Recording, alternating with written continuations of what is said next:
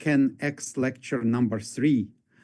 So we shared the day presenting talks here. So I'm delighted to speak again and see how successful the iCanX enterprise has become. So today I'm going to talk about the large family of two-dimensional carbides and nitrides, which we call MXenes.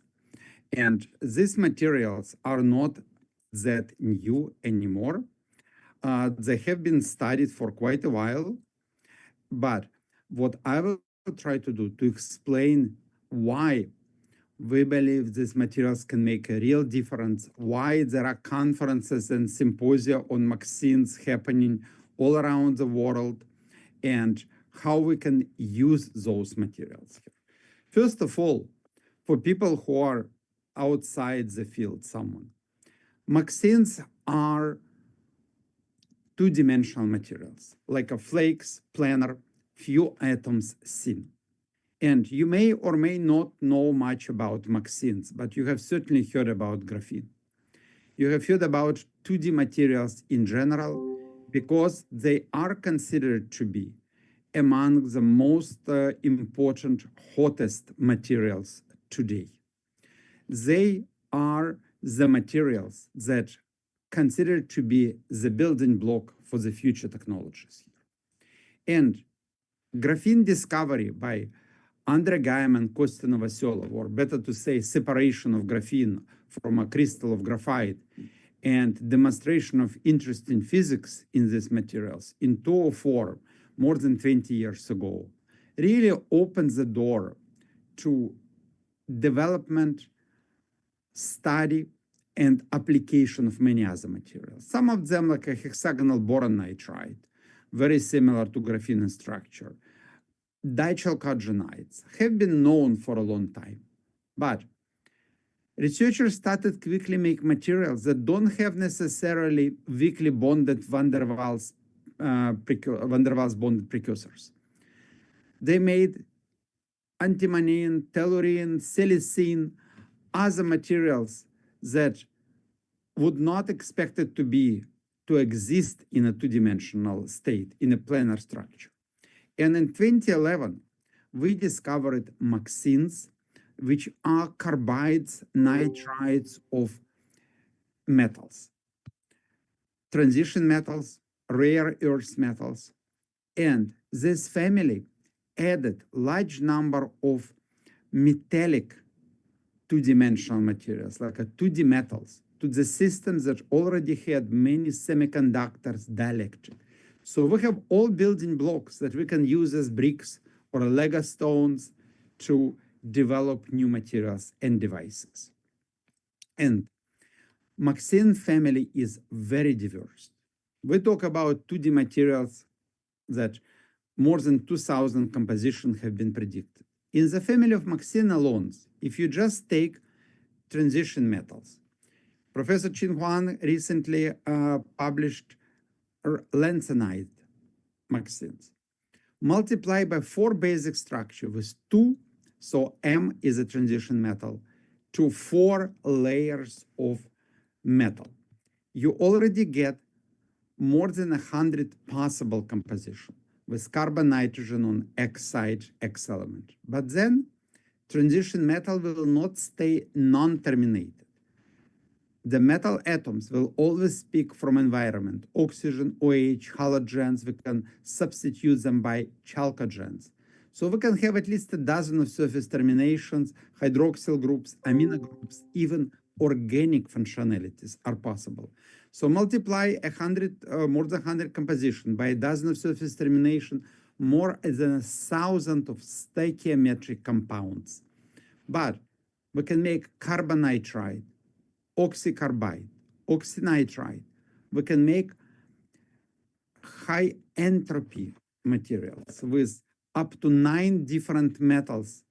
There will be a paper coming in Science on September 4th from our group with my former postdoc, now Professor Babak Nasuri, reporting on about 40 new materials just in a single paper.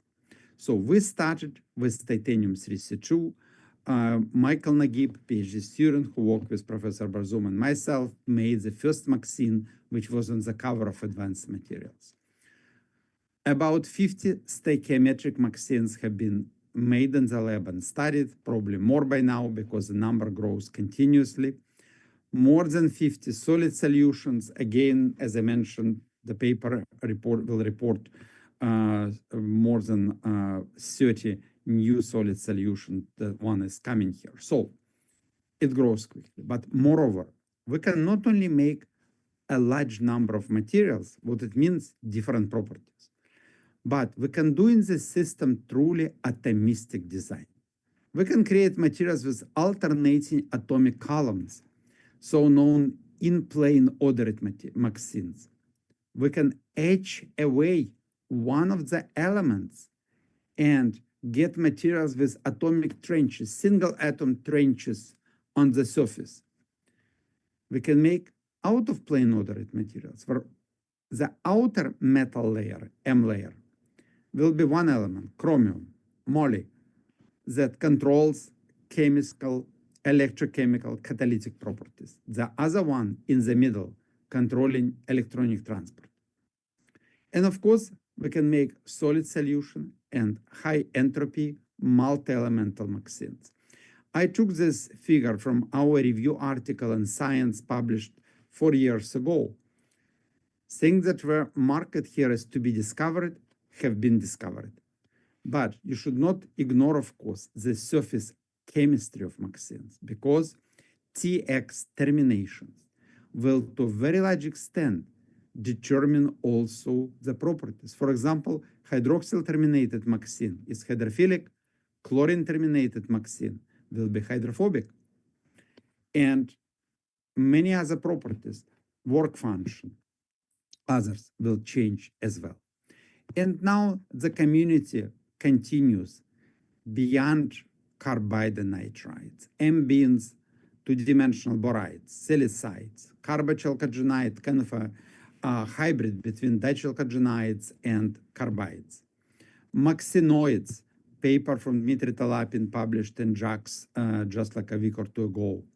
And even Moyen's paper I saw just 3 days ago published, metal oxides with a similar structure. So what it means, that simply we have now building blocks for the new technology, two-dimensional building blocks, that we can assemble into materials, assembled materials, with properties that no single material can offer. And this is what, in my opinion, will give major boost to new technologies. Now, let's look at MXenes in particular and what MXenes can offer to us. Why they are different. What is different between graphene MXene or MXene boronitride or clay, which is a classical two-dimensional material? The first what comes to mind is high metallic electrical conductivity. Films assembled from such flakes of titanium carbide MXene can have conductivity over 25,000 Siemens per centimeter. For comparison, graphene, reducing graphene oxide will have about an order of magnitude lower conductivity after reduction. But moreover, with oxide hydroxide terminations, these flakes can be dispersed in water. Consider them to be water dispersible metal or conductive clay. No surfactant, no nothing. Spread on the surface, make a highly conducting film, moreover a strong film. Those flakes produce from solution, and they are, as you see, about 20 micron in size. No oxide or chalcogenide of that size can be made in solution. The flake will break from just vibrations in water here. So they're extremely strong, stiff. And they come in a variety of colors, complementing plasmonic colors, as you could see in my first slide. Plus, they have a long list of very useful properties, very efficient light to heat conversion. Majority carbide, nitride MXenes of titanium tantalum, niobium are highly biocompatible, non-toxic, fine biomedical application. But most important, all their properties are tunable, moreover, can be modulated during the use. This again opens new opportunities here. Now, these materials are not new anymore. I just picked from the from online store books on MXenes. There are a couple of books that I edited. There is a book written by Professor Bin Shu, who is one of the panelists today. There are many more. I'm sure in China you will find even more books here. So the field is growing, and I'm not going, therefore, to talk in detail about what is going on. My goal is largely to show you where it is going, what are the synthesis method, properties, and potential applications to be explored. And what you will also notice that there are also many patents. This data come probably assembled were about a year ago, published in December. And you will see that there were at that time over 9,000, probably more than 10,000 now patent application filed.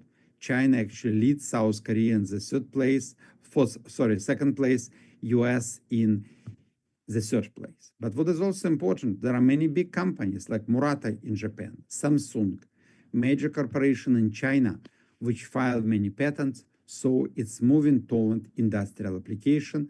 Not surprising, IUPAC listed MXenes among its top 10 emerging technologies in chemistry last year with a true potential to transform our world. And the applications start emerging. You see, we discovered MXenes in 2011.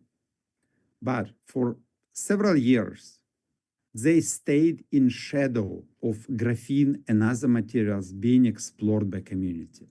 But after properties of MXenes have been shown to exceed in a number of cases other materials, for example, electromagnetic interference shielding ability, this is where research started to grow into applications. And you can see how diverse they are. Batteries, energy storage still remain a very large segment, but sensors are probably the fastest growing segment in all kinds of sensors, from optical to electrochemical, pressure sensor, and others. And there are many, many other applications. And you see some of them just started really to grow over the past 5 years. So we're still truly with this huge number of materials are just scratching the surface of what's possible. So what is next for this material? First, let's talk about the synthesis. What happens over years? We went beyond the first used method, hydrofluoric acid solution etching of MUX phases. Initial MXenes were made by taking layered ceramics, known as MUX phases, where M, again, is transition metal, X is carbon, nitrogen, and A is aluminum, silicon, or other element. So we removed A by selective etching, technique that my group has been using for about 30 years to initially make carbide-derived carbons from carbides, but now we removed only one metal from A layer. Imagine etching over sometimes tens of micrometers, single atom layer, monatomic layer. And then we produced this oxygen hydroxyl, some fluorine terminated MXene. Why do we have to etch? Because there are strong bonds, metallic bonds, for example, between aluminum and titanium or other metal. Silicon or gallium or tin can be in this position. You cannot mechanically delaminate them, unlike, say, graphite to make graphene. And this method is still widely used, and it's scalable, and many other aqueous fluorine-containing solutions are used today. For example, metal fluorides, in situ formed HF, many others. And what is important, that beyond wet chemical etching. The community developed halogen etching method. For example, Professor Qin Huang, who is also a panelist today, developed Lewis acid molten salt etching using, for example, copper or cadmium chloride in a mix of other chloride to produce halogen termination, chlorine, bromine, iodine. And these materials become hydrophobic. It can be produced in large quantities as well, but with different properties, even if the base is the same. And more recently, chemical vapor deposition, or better to say, vapor phase direct synthesis from metal chlorides and natural gas or other carbon precursors has been demonstrated. So all these methods are highly scalable. They give materials with different properties. We can do electrochemical etching in solution, in molten salt. So we can do gas phase selective etching using halogens or their compounds to make, again, very similar materials. We can get a variety of chemistries on the surface. Actually, something I'm not going to talk much about today, but wanted to stress. With such a huge number of materials, it's impossible to navigate this field without computational science, without predictions, and DFT, MD simulation, machine learning help us to understand what is possible, which methods to use, which, for example, compounds, I call them compound before they're assembled into materials, will be stable with, for example, certain termination, chlorine, iodine, which will be metastable. The blue are stable, yellow are metastable, but it means that they can still be formed, of course, here.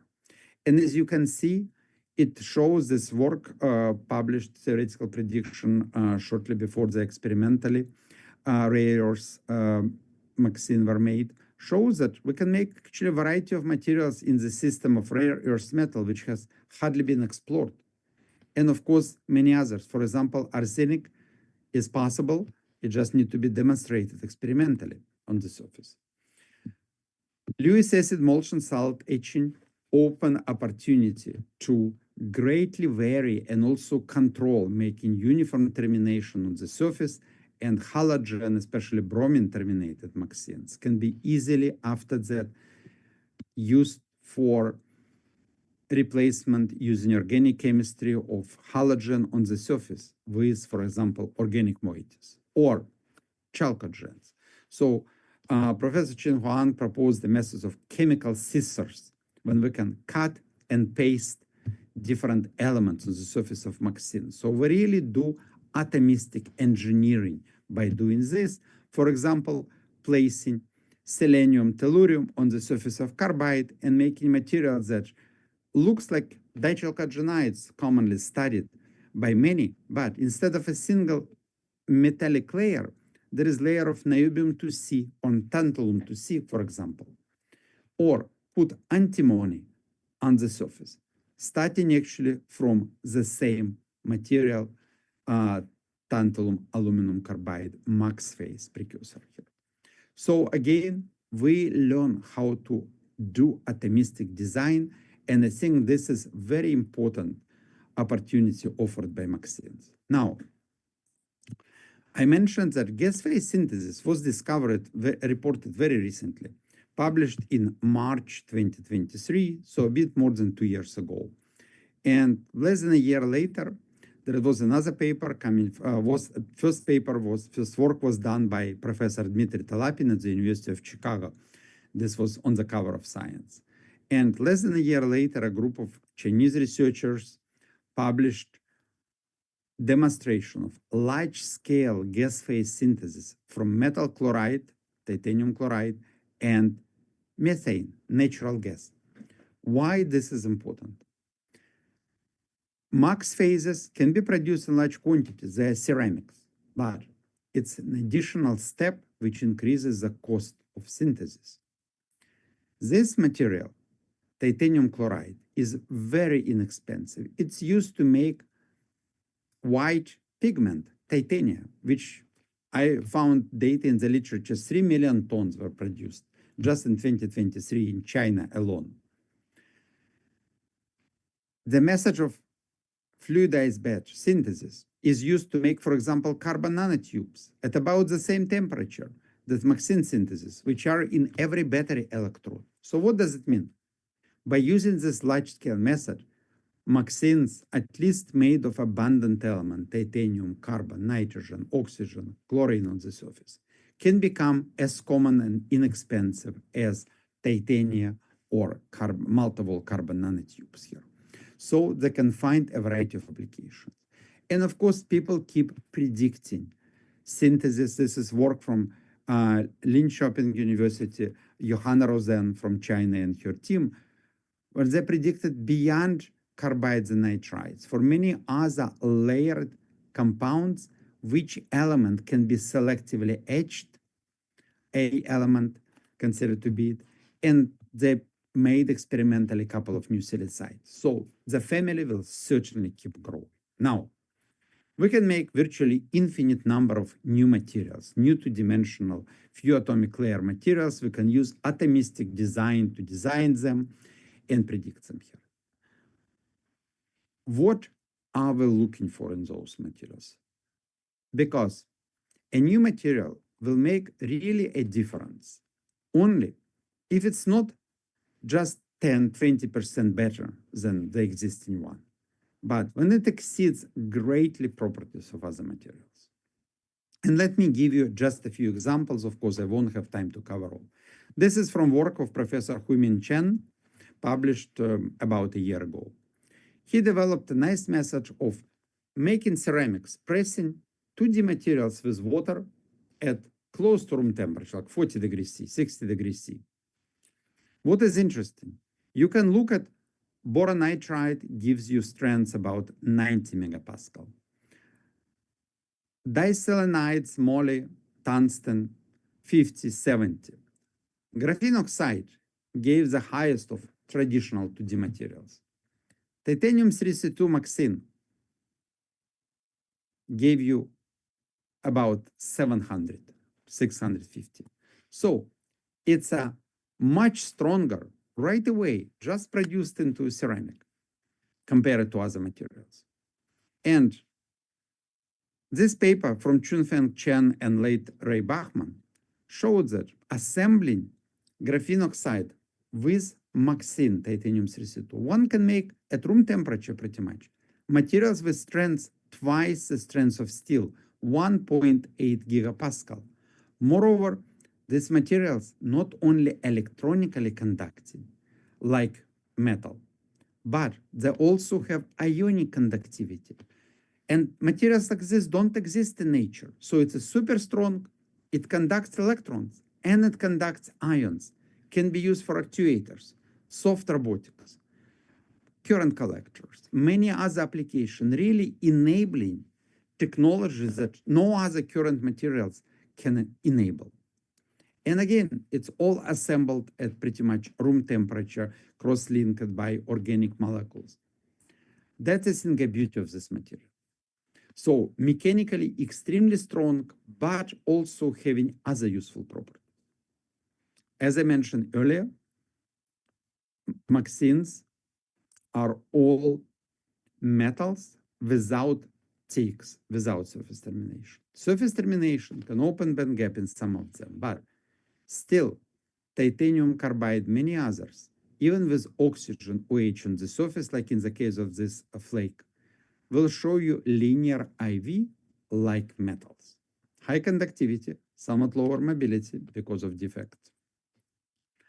But they also show unusual properties. For example, when you take MXene with ions and water between the layers, it still shows metallic character of conductivity at room temperature and above. But when you freeze it, ice is formed between the layers. This work we published just like a week ago in Nature Communications. But after even ice is there, after expansion of the layers, it still keeps its metallic character of conductivity. As you can see, resistivity decreases with temperature. If there is no water, it will be a linear dependence, of course. So we get these unusual behaviors. Titanium carbide MXene, and I use it largely as an example because it's the first, most studied, widely used MXene, again made of abundant element, which is important, can be scaled up easily here. It has very high breakdown current density. This is a single layer flake, less than 1 nanometer in thickness, and it goes to very, very high current densities. Very important, replacing, for example, copper in electronics with much thinner layer, 2 orders of magnitude higher breakdown current density compared to copper. And there are many, many other useful properties. For example, if you look at MXenes in solution and after making a film, they will have complementing color. For example, titanium 2C is red in solution, green in reflection, just like gold nanoparticles, because it absorbs in the 550 nanometer range. And I lost a picture of Laker's cup. There's only title remaining here, but that's okay. You have certainly seen it. The first example of human-made nanotechnology, a Roman cup from the 4th century, which is green in reflection, red in transmission, just like titanium 2 MXene. And the reason is because there is absorption peak at about 550 nanometer, very similar to gold nanoparticles. But the reason it is going here may be different, but what is important? There is no gold here. Very common element, titanium carbon, oxygen OH in the surface.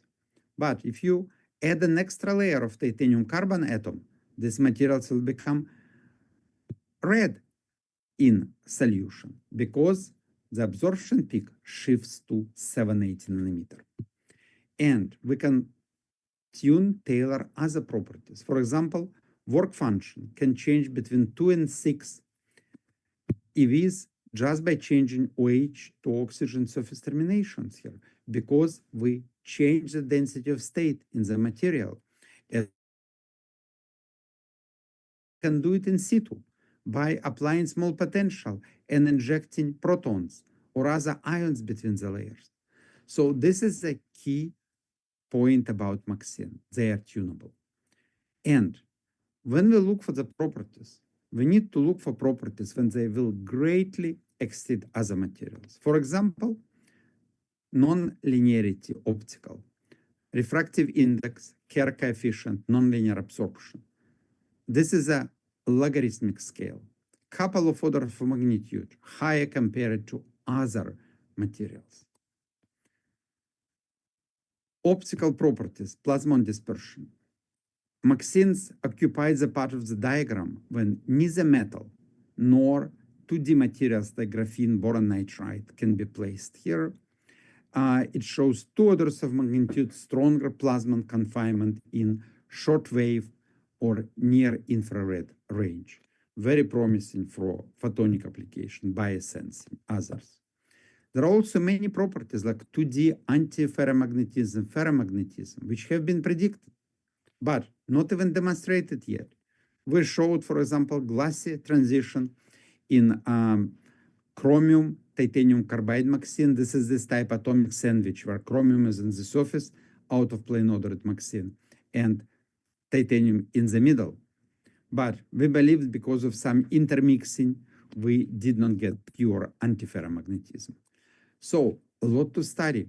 Spin Hall effect has been predicted, spin valley coupling, all to be still demonstrated experimentally.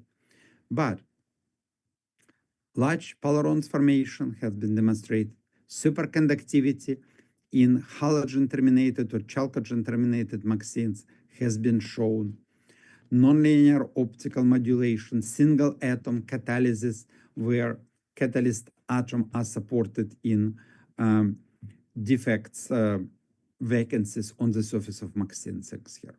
Moreover, the properties of material can be changed by other ways. For example, my PhD student, Ten Zhang, showed that when MXenes are scrolled into a scroll, They can be, of course, manipulated like carbon nanotubes because nanotubes have not been made, but also they show superconducting transition, which has not been observed in niobium carbide with oxygen OH termination in a flat state.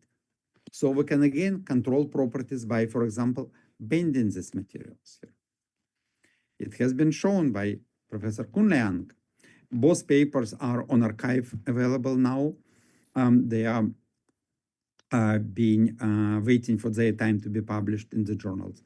Professor Kun-Liang showed that intercalation of metallocene can make, again, materials like titanium-based with non-superconducting metal, unlike niobium, again, superconducting.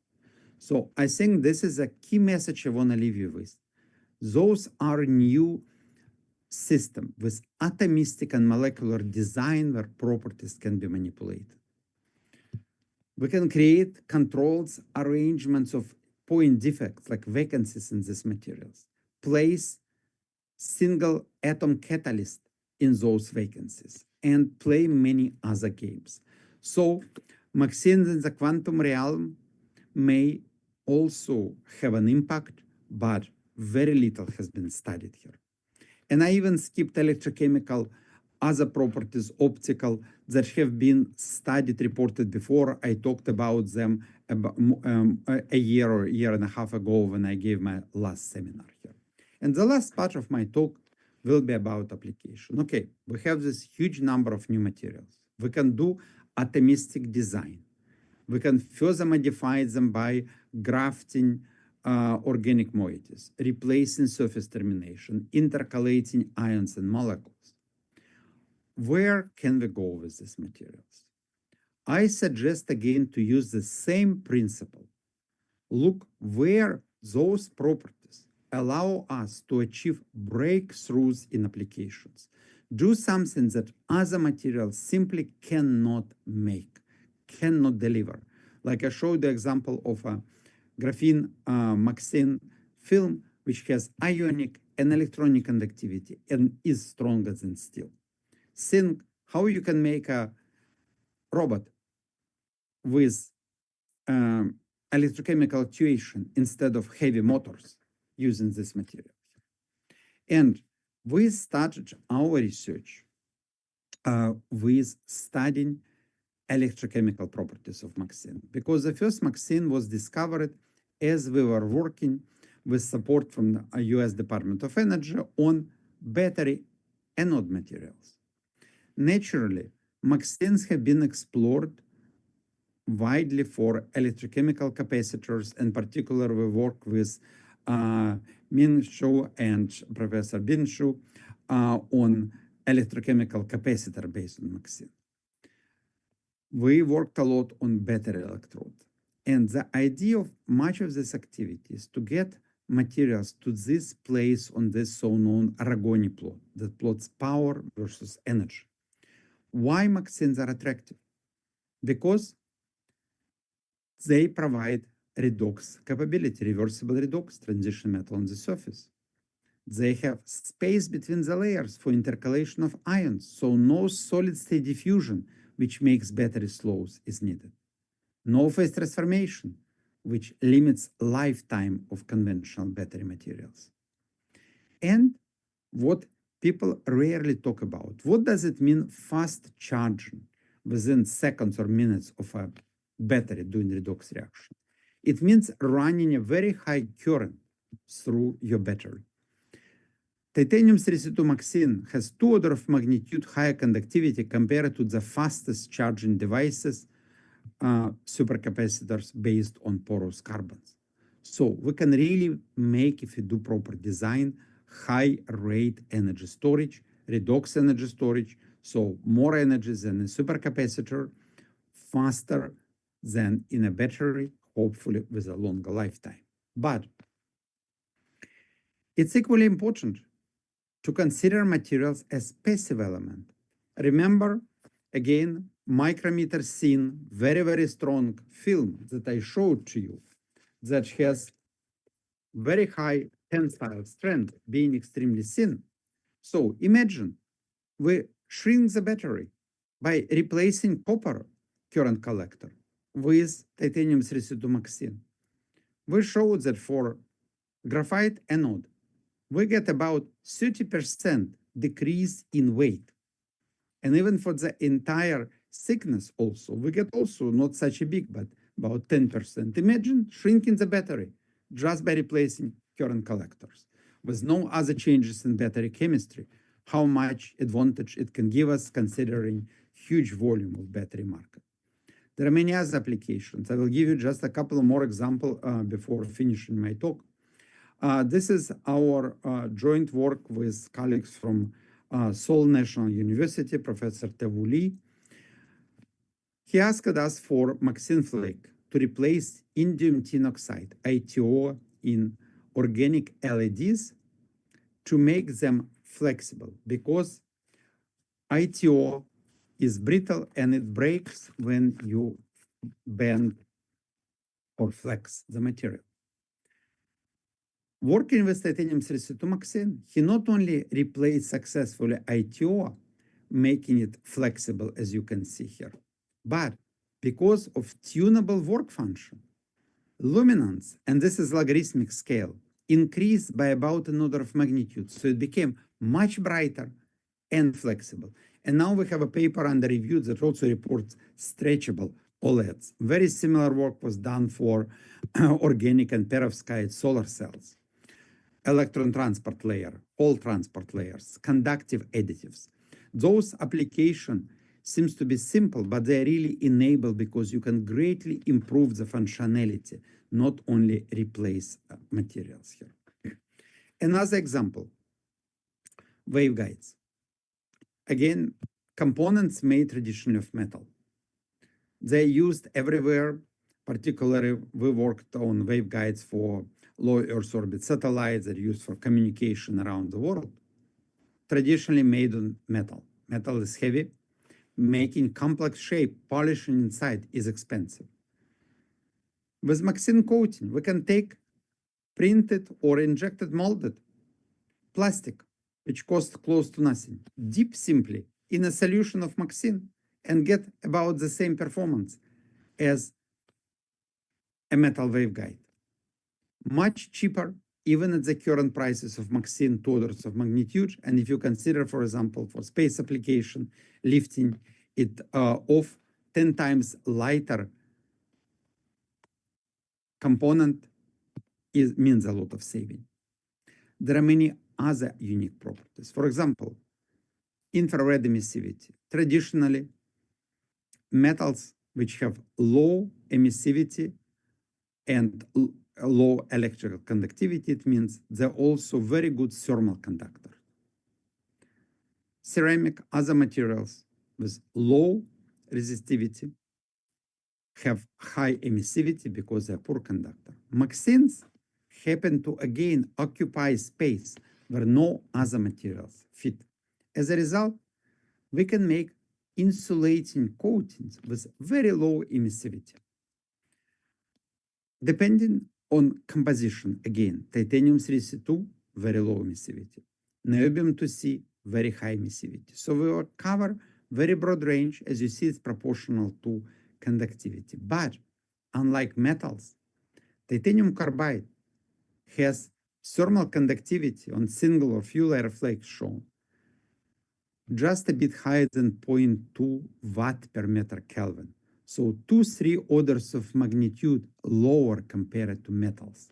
As a result, very thin film of MXene, this is Drexel logo printed, or 200 nanometer film on a glass on a hot plate gives you, for example, about 80-degree temperature drop.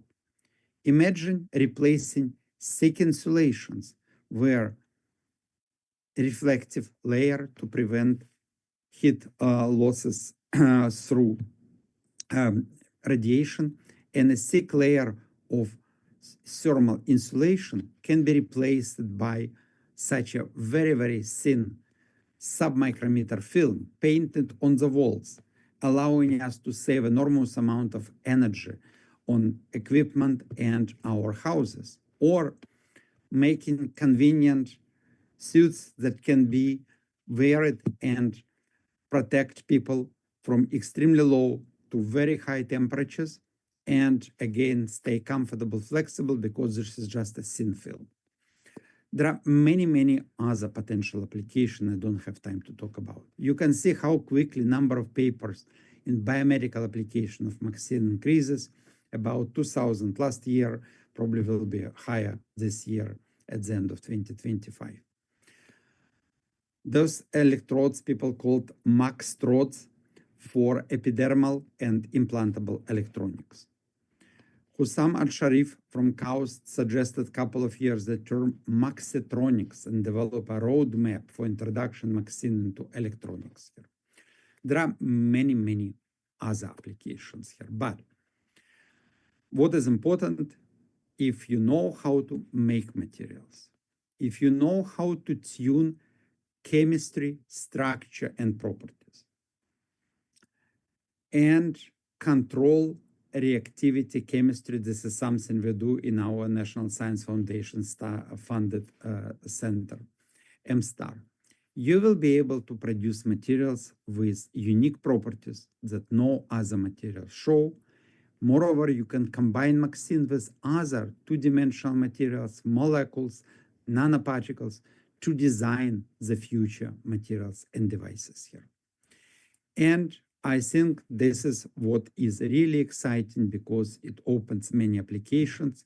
But again, you should look into applications through the prism of properties. What are the unique properties? How you can use them in applications here. And this is my very last slide. I wanted to thank my research group. Several people graduated already from the time picture has been taken and postdocs. But those are people who make this research possible. We collaborate with many, many people around the world. This is a very small subset of my research collaborators and, of course, all alumni from our group. And thank you for many funding agencies, National Science Foundation, Department of Energy, Wallenberg Foundation, companies like Murata that have been funding our research over the years. Thank you very much. You can also go to our group's website to learn more about MXenes. Great. So you're a wonderful talk. Yeah. So Paul, please. Yeah, let me share the slides. Yeah. Very good. Thank you so much, Yuri. That was fantastic.